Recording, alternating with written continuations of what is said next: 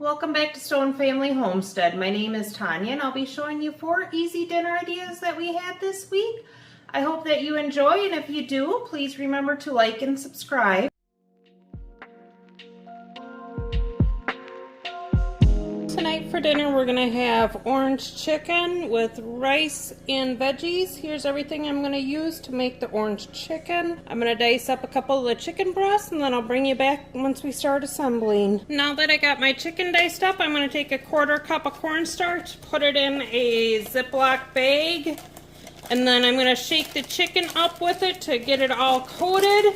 And while I'm doing this, I do have oil, about 1/3 cup, 1/4 to 1/3 cup of vegetable oil, preheating on the stove. I'm going to get just a touch more, and then I'm going to put that all in the bag.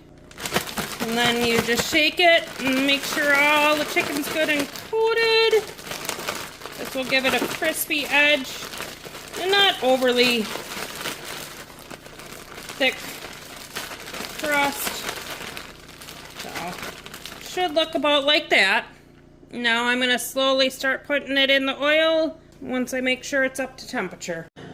While I'm waiting for the oil to heat up for the chicken, I am going to put the ingredients for the sauce together. I first will use 2 tablespoons of brown sugar, about little bit of fresh ground ginger, tablespoon of rice vinegar, soy sauce. I believe it's just 1 tablespoon. If I'm wrong, I'll adjust and let you know. And then I'm going to do about 1/2 teaspoon minced garlic from the jar. And then I have 1/2 cup of, well, I didn't have oranges, so I used some cuties that I had on hand. Eventually, we'll have to put a little bit of cornstarch in there. I'm going to bring you back over to the stove, and hopefully the oil is ready to roll. Alright, I put all the chicken in the pan. Not all of it. I left some room in it. Just beware. Oil does like to spit. And I was wrong. I did need a tablespoon of cornstarch in with the sauce to begin with, so I've got that on the burner, starting to slowly cook. Whisk it continuously, and we'll have this with some steamed vegetables. Now that I have my chicken all cooked, as I did it in batches, I took it out of the pan and set it on a paper towel lined bowl. I'm going to now put it in a container that is sealable. All the orange dressing on it, or most of it, and grab the lid, shake it up, burp it, shake it some more. Make sure everything's well coated. I might just add a little bit more of the sauce. Boop, boop, boop.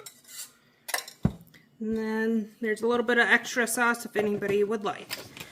Shake it again. There's what our chicken turned out like.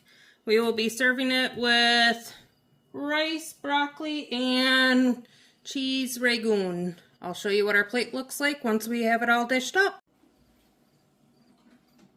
Tonight for dinner we're going to try a Cajun Chowder. And here I believe is everything that we're going to use. I will dice the pepper, or not the peppers. I'll grab some frozen peppers out of the freezer. I'll dice up the celery, the carrots, and 1/2 an onion. Then I'll bring you back once I got that all done. In my Dutch oven, I have it over medium heat. I'm going to put about a tablespoon or so of vegetable oil in there. Let that warm up, and then I'm going to add my onions, carrots, and celery in. Let those start sauteing and softening up. Then I'll add some of the garlic and my frozen peppers. Alright, we're going to add the 1/2 an onion in that I diced up, along with the carrots and the stick of celery. I will season it with a little bit of salt and pepper. And while those are cooking, I am going to cut up my smoked sausage. Don't worry, I'll get to the potatoes eventually. I am going to cut this in little rounds, and then each round I am going to cut at least in half, probably quarter. This is a new, to me, recipe that we're trying. A lot of similar flavors that we like in our potato soup.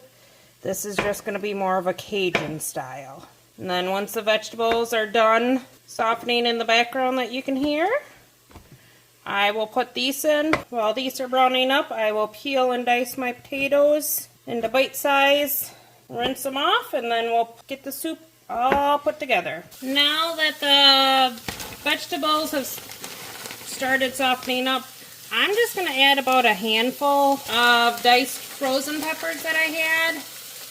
I would say maybe a half a cup or so. Once the vegetables are done, just a little bit, probably a clove or so's worth.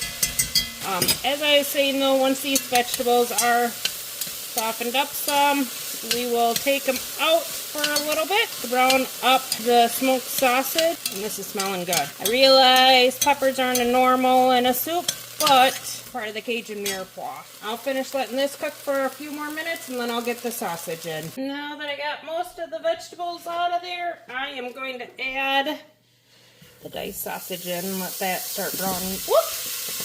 Up just a little bit. Let those brown, and then I will also peel and dice my potatoes. I will bring you back once this is all ready and the potatoes are ready to go in. Alright, I've got my sausage browned back up and cooked. Add the vegetables back in. Stir that around with the meat. Now I'm going to add the potatoes in. Stir that around. Now I'm just going to add some water. You can add chicken broth, but I don't have any, so I'm going to add water and bouillon cubes to it. I'll probably add about 3 bouillon cubes. And then just enough to cover the potatoes. With it being raw potatoes, I'm going to add cold water in. Alright, and that looks pretty good. I'll probably add 3 bouillon cubes to this, and those are usually 1 per cup. Probably add about 4 cups of water I added, but 3 bouillon cubes. We can taste it later for flavor. And then also add some salt in, and I had to double check the recipe, but I think it's a teaspoon. If not, it might be a tablespoon. I am going to salt this because the potatoes can take a lot of salt. So salt it generously and some pepper. And now I'm going to get about a teaspoon to start with of the Cajun seasoning. So I'm adding a solid teaspoon in there. Stir it up and let her cook. Alright, now that the potatoes are all done cooking and the rest of the vegetables are soft, I am going to add approximately a cup of milk into it just to make it a little creamier. You could always use evaporated milk or half and half or whipping cream, whatever, heavy whipping cream, whatever you have on hand. It's your kitchen. Nobody's going to tell you you did it wrong. Stir it in. I had tasted the potatoes. They were very well seasoned. I'm going to let this warm back up a little bit. And then I will thicken it up a touch and add some cheese. Alright, I am going to thicken this. The recipe called to actually use instant mashed potatoes or dry potato flakes, so we will give it a whirl. I've never done this before. Called for a cup. I'm starting with a half a cup. I don't think I have quite as much liquids in mine as they did. Thicken it to the consistency that your family likes. I'm also going to add some cheese in. I've got a lot of odds and end bits. So I've got a little cheese, a single slice of cheddar cheese, 2 slices of provolone cheese. Trying to use up my odds and ends here. And maybe a half cup of shredded cheese. Get that all in there, stirred around, and I think that half a cup was just the right amount. Then we'll serve it up with some dinner rolls, and I will let you know how my family likes it. Tonight for dinner we're going to have meatloaf, and here's everything that I'm going to use to make it. I'm going to peel and shred up my carrot and part of the onion. Alright, I put the 2 pounds of burger in the mixing bowl. Now I'm going to add the carrot, which I chopped up with about a quarter of that onion I had. And I did have some diced peppers in the freezer that I'm putting in there as well. Next I'm going to add about a quarter to half a cup of breadcrumbs. And then you can use whatever seasonings you like. I'm going to use Kinder's The Blend, a couple teaspoons of that. And then I also have some burger seasoning, which I'll put about another teaspoon or so, tablespoon maybe. And that does have a little more of a smokier scent to it. And then I'm going to put some Worcestershire sauce in, however much you want, a squirt of ketchup. And I forgot to have them out, but I will add, I'll start with 1 egg, maybe go 2. I'll mix everything together, and I'll bring you back once I have that all done. Alright, now that I got it all mixed up, I'm going to put it in a greased muffin tin. I'm just going to use my hands and squish it in there. I did end up putting a second egg in as well. I will bake it. I do have the oven preheating to 400 degrees. And you can also do it as a regular traditional loaf, but it's a lot quicker and easier doing it in the muffin tins for us. Alright, now that I got it all filled up, I'm going to put it in the oven at 350 degrees, probably 25 minutes to a half an hour. We'll check it and see how it looks then. Alright, in a bowl I've got about a couple tablespoons of honey. Now I'm going to add a bunch of ketchup and a little Worcestershire sauce. And this will be the glaze for on top of the meatloaf. And then you just stir everything to combine.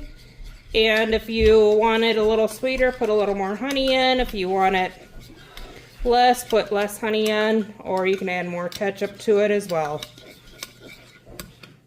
And then we'll put this on top of the meatloaf once it's almost done cooking. Alright, they're almost done, so now I'm going to put the top on, and then we'll put it back in the oven and let it finish. Yummy, those look good, Mom. Thank you, buddy. And then I do have potatoes going in the background for mashed potatoes as well. We don't need that. We don't need it. And here's what they look like once they're done. And then I've got corn and some mashed potatoes. Tonight for dinner, we're going to have a Mexican chicken and rice casserole. Here's everything that we're going to use. This is a great way to use up a rotisserie chicken if you have it. Or if you have some just chicken that you've prepped.